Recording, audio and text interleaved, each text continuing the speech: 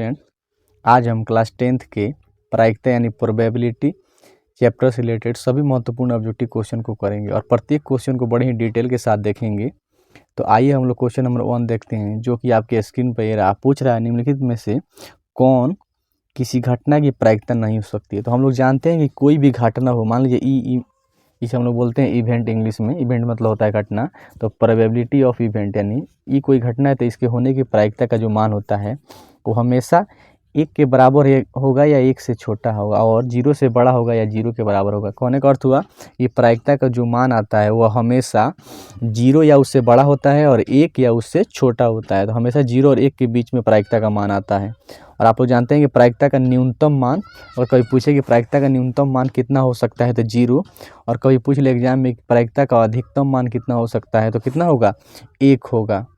तो यहाँ से हम लोग बहुत चीज़ सीखे कि प्रायिकता का जो मान होगा यह 0 या 0 से बड़ा ही होगा, यानी प्रायिकता का जो मान होगा कभी निगेटिव नहीं होगा। और दूसरा हम लोग चीज़ सीखे कि 1 से छोटा ही होगा, और 1 से जैसे ही कोई बड़ा मान आएगा तो वो प्रायिकता का मान नहीं हो सकता है, क्योंकि यहाँ पे प्रायिकता की परिभाषा ही होता है कि 0 से बड़ा या 0 के बराबर और 1 से छोटा या 1 के बराबर। तो हम लोग देखेंगे इस सिचुएशन को ऑप्शन कौन फॉलो कर रहा है। तो यहाँ हम लोग जब जा रहे हैं तो मान आ रहा है 0.5, तो 100% हो जाएगा, क्योंकि इसका जो मान है 0 से बड़ा है और 1 से छोटा है, तो ये तो हो जाएगा। यहाँ जब हम लोग गए तो देख रहे हैं कि 1.5, और 1.5 आप लोग जानते हैं जो 1.5 देहाती भाषा में इसे 1.5 बोला जाता है। तो जो 1.5 है वो 1 से बड़ा है, लेकिन देखिएगा लो प्रायिकता का तो मान हमेशा 1 के बराबर होगा या उससे छोटा होगा, 1 से बड़ा नहीं होगा। तो यही हमारा उत्तर हो जाएगा। प्रायिकता का मान कभी भी 1 से बड़ा नहीं हो सकता। तो पूछ रहा है कि निम्न में कौन इसका प्रायिकता का मान नहीं हो सकता, क्या हो जाएगा, ऑप्शन बी 1.5। इसको भी तोड़िएगा तो 0.75 के करीब आएगा, और 1 तो हो ही जाएगा क्योंकि अधिकतम मान प्रायिकता का 1 होता है। तो ऑप्शन बी हमारा सही उत्तर हो जाएगा। अगला क्वेश्चन आपके स्क्रीन पर ये पूछ रहा है 2 सिक्कों की युगपत मतलब होता है एक साथ उछालने में एक भी शीर्ष नहीं आने की प्रायिकता क्या है। देखिएगा लो, 2 सिक्के को जब आप उछालिएगा तो कितना सिक्का को जितना बार उछालिएगा उसका परिणाम देखिए कैसे निकलेगा। जैसे मान लीजिए 2 सिक्का है और आप 2 बार उछाल रहे हैं तो इसका परिणाम 4 आएगा। जैसे मान लीजिए 2 सिक्का है और इसको आप लोग 3 बार उछाल रहे हैं तो इसका परिणाम 2 का पावर 3 यानी 8 आएगा। जैसे मान लीजिए 2 सिक्का और 1 बार उछाल रहे हैं तो 2 का पावर 1 यानी इसका अधिकतम परिणाम 2 ही आएगा। तो यहाँ देखिए लो, 2 सिक्का था और इसे हम लोग 2 बार उछाल रहे थे तो इसका परिणाम कितना आएगा, 4। कैसे कैसे हो सकता है, जैसे मान लीजिए दोनों पर हेड आ जाए, हेड मतलब होता है शीर्ष, या दोनों पर टेल आ जाए, टेल को बोला जाता है पट, या एक पर हेड आ जाए एक पर टेल आ जाए, या चौथा कंडीशन क्या हो सकता है, एक पर टेल आ जाए और दूसरे पे हेड आ जाए। तो इतना ही हमारे पास संभव परिणाम हो सकते हैं। तो पूछ रहा है उनको एक साथ उछाल दिया जाए तो एक भी शीर्ष, यानी इसमें जो परिणाम आ रहा है उसमें एक भी हेड नहीं होना चाहिए। तो किसमें हेड नहीं हम लोग देखेंगे, देखिए लो इसमें हेड नहीं है तो ये उसके फेवर में हो जाएगा। इसमें तो हेड है, इसमें भी हेड है। तो पूछ रहा है एक भी शीर्ष नहीं आने के प्रायिकता। देखिए लो, एक भी शीर्ष नहीं आने के फेवर में कितने आदमी हैं, केवल 1 परिणाम है। तो 1 और बटा टोटल परिणाम कितने हैं, 1 2 3 और 4। तो कितना हमारा उत्तर हो जाएगा, 1/4। प्रायिकता का निकालने का सूत्र होता है कि उस जो भी क्वेश्चन पूछ रहा है उसके फेवर में कितने आदमी हैं और बटा टोटल कितने परिणाम हैं। तो यहाँ देख लो, एक भी हेड नहीं आने के फेवर में केवल 1 ही परिणाम है, दोनों पर टेल आ जाते हैं। एक भी हेड यहाँ पर काउंट नहीं होगा तो 1 और बटा में टोटल कितना हो जाएगा, 1/4। यही हमारा उत्तर हो जाएगा। अगला क्वेश्चन आपके स्क्रीन पर पूछ रहा है किसी खेल में जीतने की प्रायिकता 0.4 है तो उसके हारने की प्रायिकता क्या होगी। तो यहाँ देखिएगा लोग, ये बहुत ही महत्वपूर्ण क्वेश्चन है।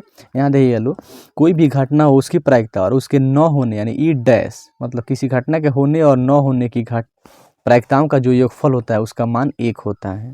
जैसे मान लीजिए आप टॉस किए तो आपके फेवर में आने और दूसरे पक्ष वाले के फेवर में आने का जो प्रायिकता का योगफल होगा वो हमेशा 1 के बराबर होगा। यानी कोई भी घटना हो तो उसके पक्ष और विपक्ष का जो योगफल होता है हमेशा 1 के बराबर होता है। या हम लोग यूँ बोल सकते हैं, कोई शब्द और उसके विपरीत शब्द का जो योगफल होगा हमेशा 1 के बराबर होगा। तो यहाँ देखिएगा लो, जो जीतने की प्रायिकता दे रहा है वो दे रहा है 0.4। तो जीतने शब्द का उल्टा हमारे पास क्या हो जाएगा, इसका विपक्ष वाला शब्द हारना। तो हारने की प्रायिकता क्या हो जाएगा, तो उसको अगर मान ले रहे हैं आप लोग पी, तो इन दोनों का योगफल क्या आएगा, 1 के बराबर आएगा। तो यहाँ से जब हम लोग पी का मान निकालेंगे तो 1 में से घट जाएगा कितना, 0.4। 4। तो मान लीजिए अगर आपको ऐसे घटाना नहीं रहता ऐसे भी घटा सकते हैं। 1 दशमलव के बाद यहाँ देखिए 1 जीरो, तो यहाँ 1 जीरो रख दीजिए, फिर दशमलव के बाद दशमलव दीजिए, दशमलव के सामने दशमलव, तो यहाँ इधर है बाएं तरफ है 0 यहाँ, और यहाँ है 4, घटा लीजिए। तो इससे जाएगा तो हासिल लेगा तो हो जाएगा 10, 10 में 4 घट देगा कितना आ जाएगा 6, यहाँ बच्चा 0, 0 में 0 0 आएगा तो 0। तो हमारे पास कितना आ गया उस खेल के जीतने की प्रायिकता, सॉरी हारने की प्रायिकता 0.6। तो कोई भी शब्द और उसके विपक्ष को आप इसमें जब जोड़िएगा तो दोनों प्रायिकताओं का जो योगफल होगा हमेशा 1 के बराबर आएगा। तो यहाँ पूछ रहा है जीतने की प्रायिकता जो है 0.4 है, तो हारने की प्रायिकता क्या है। तो हम लोग 1 में से इसको जैसे ही माइनस करेंगे तो हमारे पास हारने की प्रायिकता आ जाएगी 0.6। और यहाँ से मैं आपको दो तीन ऑब्जेक्टिव बताते चलूँ। पूछता है क्वेश्चन आप लोग एग्जाम में कि किसी निश्चित घटना की प्रायिकता क्या होती है। निश्चित घटना हो गई तो उसका अधिकतम मान कितना हो सकता है 1, यानी निश्चित घटना के होने की प्रायिकता का मान 1 होगा। और कभी कभी आपसे पूछता है कि असंभव घटना की प्रायिकता कितना होती है। तो मान लीजिए कोई घटना हो ही नहीं रही है तो उसके न होने की प्रायिकता या होने की प्रायिकता तो असंभव ही है, तो असंभव घटना के होने की प्रायिकता होती है 0। तो 2 ऑब्जेक्टिव यहाँ से पूछ लेता है, निश्चित घटना की प्रायिकता क्या होती है तो 1, और असंभव घटना की प्रायिकता क्या होती है तो 0। और एक और पूछ लेता है कि किसी घटना का मान अधिकतम कितना हो सकता है तो 1, और न्यूनतम पूछेगा तो 0। और प्रायिकता का मान कहाँ से कहाँ तक हो सकता है तो हमेशा 0 से बड़ा या उसके बराबर होगा, या 1 के बराबर या उससे छोटा होगा, यानी 0 और 1 के बीच में ही आएगा। प्रायिकता का मान न तो कभी ऋणात्मक आएगा और न ही कभी 1 से बड़ा आएगा, यानी 0 और 1 के बीच में हमेशा ही उसका मान आएगा। अगला क्वेश्चन आपके स्क्रीन पर पूछ रहा है, अच्छी प्रकार से फेंटी गई एक ताश की गड्डी में से एक पत्ता यादृच्छया यानी मैंने बिना देखे हुए निकाला जाता है, तो इसके काला रंग का बादशाह होने की क्या प्रायिकता है। देखिए उस क्वेश्चन से पहले हम लोग देखते हैं कि ताश की जो गड्डी होती है, आप लोग देखिए गांव में बहुत लोग ताश खेलते हैं, तो उसमें 52 पत्ती होती है जिसमें 13 काला पान का होता है। इसका चित्र ऐसा आप लोग देखे होइएगा, 13 लाल पान होता है, ऐसा चित्र होता है इसका। 13 चिड़ी का होता है और 13 ईंट का होता है, इसका चित्र ऐसे होता है। तो यहाँ देखिएगा लोग, जो काला पान होता है और चिड़ी होता है, इन दोनों का रंग ही काला होता है। इन दोनों का रंग आप लोग देखिए तो काला रंग का दिखाई देगा। और यहाँ देखिए जो लाल पान होता है और चिड़ी होता है, इन दोनों का रंग लाल होता है। तो अगर काला पान देता तो हम लोग बोलते कि इसमें 13 ही पत्ती हैं, लेकिन अगर काला रंग कभी दे दे तो इसका अर्थ होगा 13 ये और 13 चिड़ी, यानी 13 काला पान और 13 चिड़ी, टोटल 26 पत्ते हो जाएंगे काले रंग के। और लाल रंग के भी कितने हो जाएंगे 26, क्योंकि 13 लाल पान हो जाएगा और 13 ईंट हो जाएगा। कभी ताश को देखिएगा, उसमें अगर लाल रंग के कहे तो 13 लाल पान और 13 ईंट का टोटल 26 हो जाएंगे, और काला रंग का कहे तो उसमें भी 26 हो जाएंगे, 13 काला पान और 13 चिड़ी। तो क्वेश्चन पूछ रहा है कि काले रंग के बादशाह, तो आप लोग जानते हैं कि बादशाह 4 होते हैं। आप लोग ऐसे चित्र देखे हुए के बना देता है और वहाँ से एक राजा का चित्र बना देगा, इसी को हम लोग बादशाह बोलते हैं। तो ये चार होता है, यानी एक काला पान का होता है, एक लाल पान का होता है, एक चिड़ी का होता है और एक ईंट का होता है। तो पूछ रहा है कि काले रंग, देखिएगा लो ये 4 होगा प्रत्येक अलग अलग रंग का, लेकिन काला अगर रंग पूछ दे तो हमारे पास 2 हो जाएंगे, एक काला पान में बादशाह होगा और एक चिड़ी में बादशाह होगा, यानी 2 हो जाएंगे। काले रंग का पूछे, जैसे ही काला रंग डाला तो बादशाह कितने हो जाएंगे 2। और देखिए टोटल पति कितना होता है 26। तो काले रंग का बादशाह के फेवर में कितने आदमी हैं 2, और बाटा टोटल पति कितने हैं 52। इसको काटिए तो कितना आ जाएगा 1/26। तो यही हमारा उत्तर हो जाएगा। अगर यहाँ क्वेश्चन आपसे पूछता है कि लाल रंग की बादशाह होने की क्या प्रायिकता है, तो उसका भी मान 2/52, 1/26 ही आता, क्योंकि लाल रंग के भी 2 बादशाह हो जाते हैं, एक लाल पान में और एक ईंट में। अगला क्वेश्चन आपके स्क्रीन पर ये पूछ रहा है, एक पासे को फेंका गया एक विषम संख्या आने की क्या प्रायिकता होगी। तो पासा हम लोग बोलते हैं, जो लूडो छक्का खेलते हैं तो उसके छक्का को बोला जाता है हम लोग पासा। देखिए पासे पर 1 से 6 अंक अंकित रहते हैं। आप लोग देखे होगा बूंदा बूंदा, जैसे 1 रहेगा तो 1 बूंद देगा, यहाँ पे 2 लिखा रहेगा तो इसे 2 बूंद दे देता है, 3 रहेगा तो 1 2 और 3 देता है, तो उसी को हम लोग पासा बोलते हैं। तो पासे पर 1 से 6 अंक लिखे रहते हैं, यानी यदि आप किसी पासे को फेंकिएगा तो टोटल कुल संभव परिणाम कितने हो जाएंगे 6। या तो पासे के ऊपर 1 आएगा, 2 आएगा, 3 आएगा, 4 आएगा, 5 आएगा या 6 आएगा। तो क्वेश्चन पूछ रहा है कि विषम संख्या, तो हम लोग देखेंगे विषम संख्या के फेवर में कितने प्रायिकताओं का मान है। यानी किन किन परिस्थितियों में पासे के ऊपर विषम संख्या आ सकती है। देखिएगा लो, 1 आ जाएगा तो भी हम लोग बोलेंगे कि पासे के ऊपर विषम संख्या आएगा। 3 आ जाए तो भी हम लोग बोलेंगे कि पासे के ऊपर विषम संख्या आई है। या 5 आ जाए तो इसी को हम लोग बोलेंगे कि विषम संख्या ऊपर आई है पासे के ऊपर। देखिए लो, तो विषम संख्या के फेवर में कितने परिणाम हो जा रहे हैं, 1 2 3। ऊपर लिखेंगे 3/, टोटल कुल कितने समूह परिणाम है, 6। तो कितना हो जाएगा 3/6, यानी ये कट जाएगा तो कितना आ जाएगा 1/2। यही हमारा उत्तर हो जाएगा। क्योंकि प्रायिकता निकालने का आप लोग सूत्र जानते हैं कि जो क्वेश्चन पूछे उसके फेवर में कितने परिणाम है बटा कुल संभव परिणाम। तो विषम संख्या के फेवर में कितने परिणाम है, 1 2 और यहाँ 1 3 और बटा टोटल संभव परिणाम कितने हैं, 6। तो 1/2 इसका उत्तर हो जाएगा। और एक और चीज़ मैं आपको बताते चलूँ कि विषम संख्या आप लोग जानते होइएगा कि वैसी संख्या जो 2 से पूर्णतः विभाज्य न होती है उसे हम लोग बोलते हैं विषम संख्या। तो 1 भी विभाज्य नहीं होगा 2 से, 3 और 5। और आपसे पूछ ले कि पासे को फेंकिएगा और उस पर सम संख्या आने की प्रायिकता क्या होगी, तो भी उसका उत्तर 1/2 ही है। क्योंकि उसके फेवर में भी 3 परिणाम है, 2 4 और 6। तो हो जाएगा 3 और बटा में 6, यानी 1/2 ही उसका उत्तर भी होगा। अगला क्वेश्चन बनाने से पहले हम लोग देखते हैं कि पासे को आप यदि 2 पासे को एक साथ लें और दोनों को फेंकें तो कुल संभव परिणाम कितने आएंगे। देखिएगा लो, एक पासे पर 6 फलक होते हैं। एक पासे को हम लोग जानते हैं कि 6 फलक होते हैं और 6 पर 1 से 6 अंक लिखे रहते हैं। देखिएगा लो, उस फलक पे 6, देखिए लो, यानी कुल 6 फलक होते हैं। और इसको जितना एक साथ लेकर आप फेंकिएगा उतना ही उसके पावर में जो मान आएगा उतना ही कुल संभव परिणाम। जैसे मान लीजिए कि दो पासे को आप लोग एक साथ ले रहे हैं, तो देखिएगा लो, 1 पर 6 फलक था और 2 को जैसे ही आप लोग ये 2 पावर में आ जाएगा। तो 2 पासे को जब एक साथ आप फेंकिएगा तो टोटल परिणाम कितना आएगा, 6 का स्क्वायर 36। और यही आपसे पूछे कि 3 पासे को एक साथ फेंक दिया जाता है तो कुल संभव परिणाम कितने होंगे, तो 6 के पावर 3 यानी कितना आएगा 216। आप लोग समझ, जैसे मान लीजिए कि 4 पासे को आप लिए एक साथ फेंक दिए तो 6 के पावर 4 कुल संभव परिणाम आएगा। 5 पासे को एक साथ लिए और फेंक दिए तो कुल संभव परिणाम कभी आपसे पूछ ले तो 6 का पावर 5 हो जाएगा। क्योंकि एक पासे पर 6 फलक होते हैं और इसको जितने साथ एक बार लेकर फेंकिएगा, जैसे 2 को लेकर एक साथ फेंकिएगा तो 6 का पावर 2, 3 को तो 6 का पावर 3। तो हम लोग देख लेते हैं कौन से परिणाम कुल 36 हो सकते हैं। तो देखिएगा लो, हमारे पास परिणाम मैंने यहाँ पे सब लिख दिया हुआ है। देखिएगा लो, जैसे मान लीजिए कि पहला पासे के फलक पर 1 आ जाए और दूसरे पासे के फलक पर भी 1 आ जाए, या पहले पर 1 आ जाए दूसरे पर 2 आ जाए, पहले पर 1 आ जाए 3 आ जाए। ऐसे ही मैंने पूरा यहाँ पे लिखा हुआ है। जैसे पहले पासे के फलक पर 2 आ जाए तो दूसरे पासे के फलक पर 1 आ जाए, फिर 2 2 दोनों पे आ जाए, 2 3 आ जाए, 2 4। ऐसे आप देखिएगा तब 1 के साथ 6 परिणाम आ रहे हैं, 2 के साथ भी 6 परिणाम, यानी 6 6 के 36, यानी 6 के साथ भी कुल समूह परिणाम कितने हो जाएंगे 36। अब हम लोग क्वेश्चन को देखते हैं कि क्वेश्चन क्या बोल रहा है। क्वेश्चन पूछ रहा है, आप लोग स्क्रीन पे रहा, 2 पासे को एक साथ उछाला जाए तो दोनों पर एक ही संख्या आने की प्रायिकता क्या होगी। यानी पूछ रहा है कि दोनों पासे के जो फलक है उन पे एक ही संख्या यानी समान संख्या आने की प्रायिकता क्या है। तो हम लोग देखते हैं कि समान संख्या कब आएगी। जैसे मान लीजिए दोनों पर 1 आ जाए, ये समान संख्या, या दोनों पर 2 आ जाए तो ये भी समान संख्या है, फिर दोनों पर 3 आ जाए ये भी समान संख्या है, फिर दोनों पर 4 आ जाए ये भी समान संख्या है, दोनों पर 5 आ जाए ये भी समान संख्या है, और दोनों पर 6 आ जाए। तो देखिएगा लो, जो क्वेश्चन पूछ रहा है उसके पक्ष में या उसके अनुकूल कितने परिणाम हो जा रहे हैं, 1 2 3 4 5 और ये 6।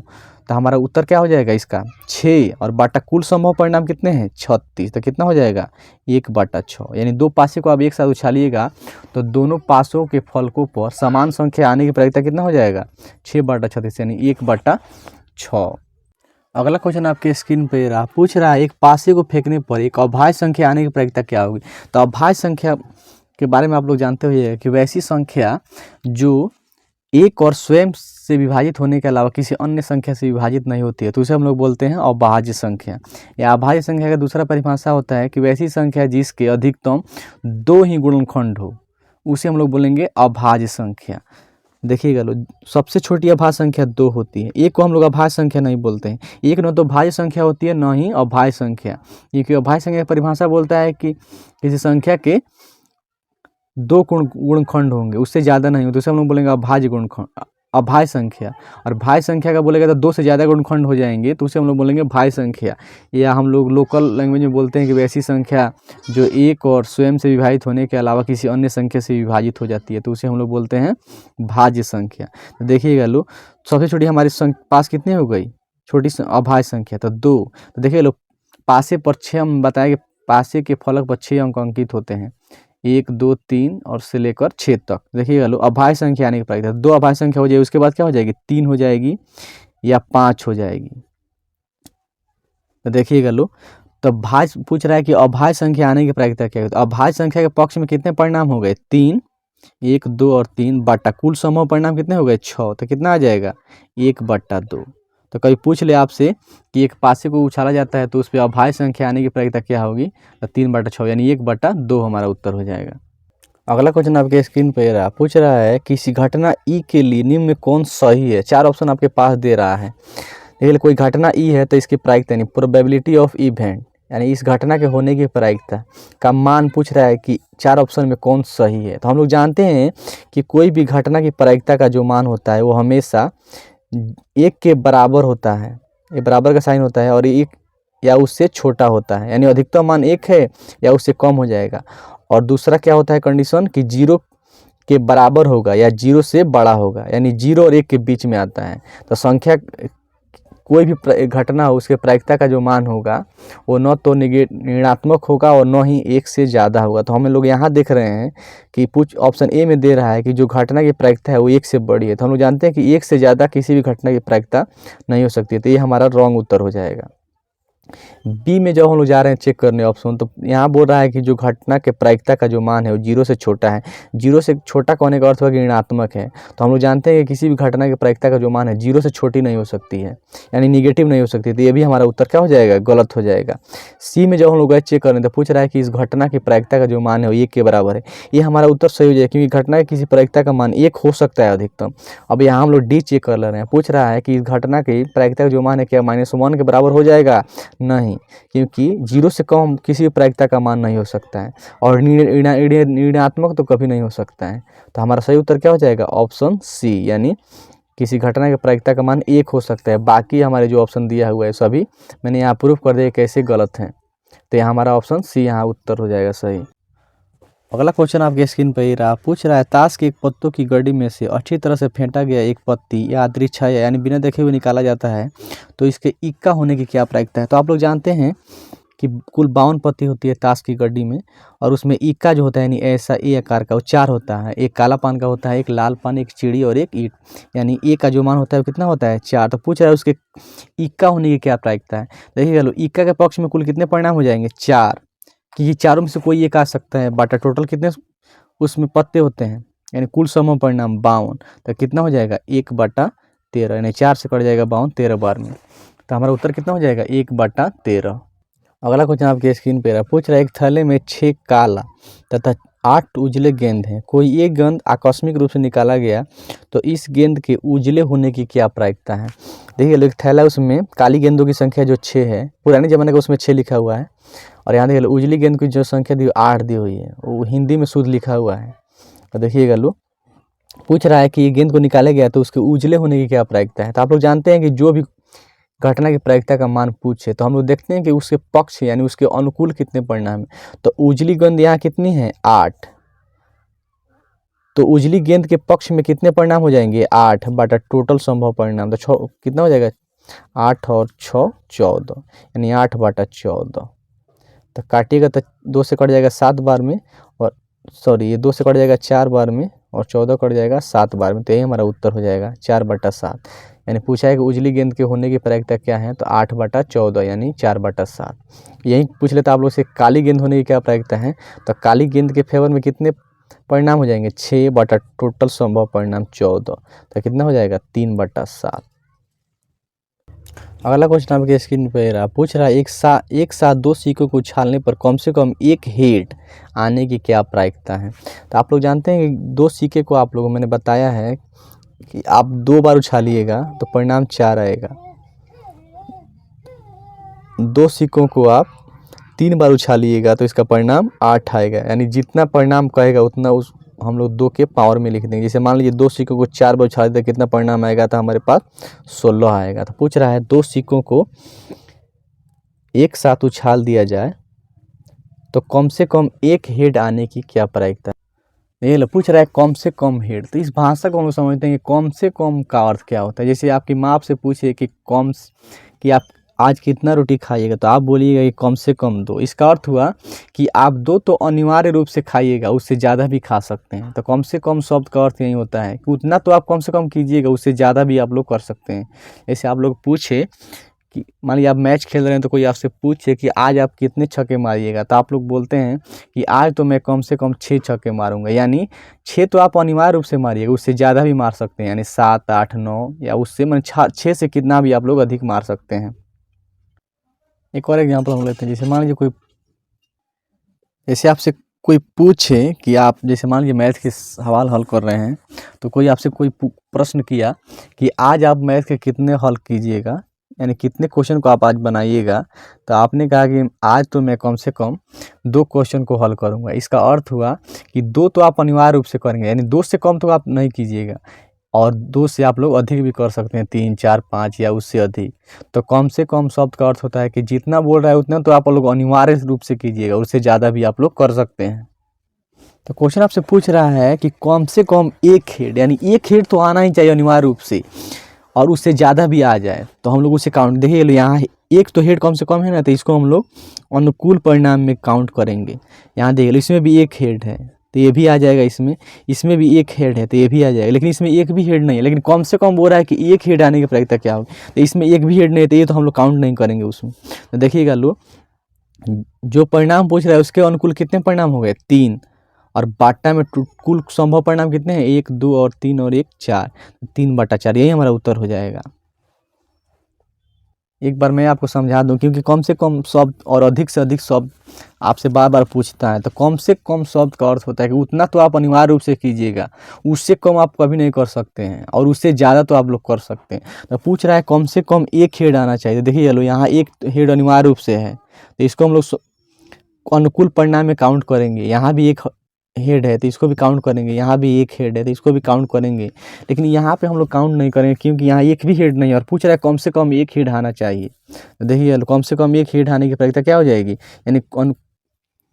यानी घटना के अनुकूल संभव परिणाम बटा कुल संभव परिणाम। तो इस घटना के अनुकूल 3 परिणाम हो जा रहे हैं, और बाटा में कुल संभव परिणाम, यानी 3/4 इसका सही उत्तर हो जाएगा।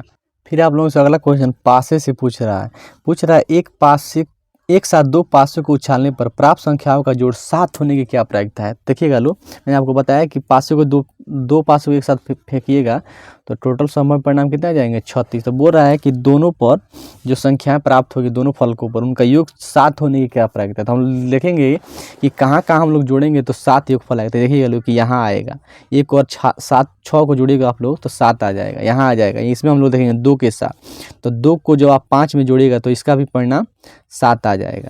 3 के साथ जब आप लोग 4 जोड़िएगा तो इसका भी परिणाम 7 आ जाएगा।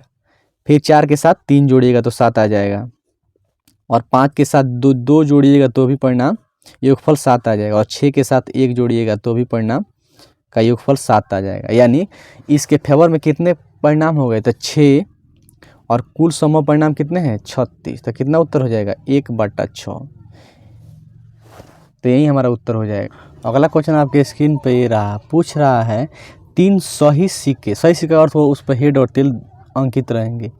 3 सही सिक्के उछाले जाते हैं, कम से कम 2 हेड आने की क्या प्रायिकता है। देखिए लो, दो सिक्के को जब आप लोग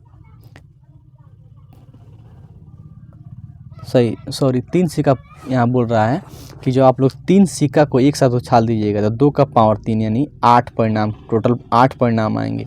और कैसे कैसे, मान लीजिए तीनों पर हेड आ गया, या 2 पर हेड आ गया, 1 पर टेल आ गया, 1 पर हेड आ गया, 2 पर टेल आ गया, या तीनों पर टेल आ गया, या 2 पर टेल आ गया, 1 पर हेड आ गया, 1 पर टेल आ गया, 2 पर हेड आ गया। और यहाँ हो सकता है कि बीच में हेड आ जाए, दोनों पकड़ टेल आ जाए, या बीच में टेल आ जाए, दोनों साइड हेड आ जाए। तो कुल हमारे संभव परिणाम कितने हो जाएंगे, 8। और क्वेश्चन पूछ रहा है कि कम से कम 2 हेड, यानी अनिवार्य रूप से 2 हेड तो आने चाहिए कोई भी परिणाम में, उससे कम नहीं आना चाहिए। यहाँ देखिएगा, हम लोग यहाँ से काउंट करेंगे। यहाँ जो हम लोग गए देखने, देखिएगा 2 हेड इसमें है अनिवार्य रूप से, तो इसको हम लोग काउंट करेंगे। यहाँ आ रहे हैं तो इसमें भी 2 हेड हैं, और 2 हेड बोल रहा है कि कम से कम आने चाहिए। इसको यहाँ पे हम लोग काउंट नहीं करेंगे क्योंकि इसमें एक ही हेड है और क्वेश्चन बोल रहा है कम से कम 2 हेड हमें चाहिए। यहाँ भी हम लोग काउंट नहीं करेंगे, यहाँ भी एक ही हेड है, यहाँ 2 हेड है तो इसको हम लोग काउंट करेंगे।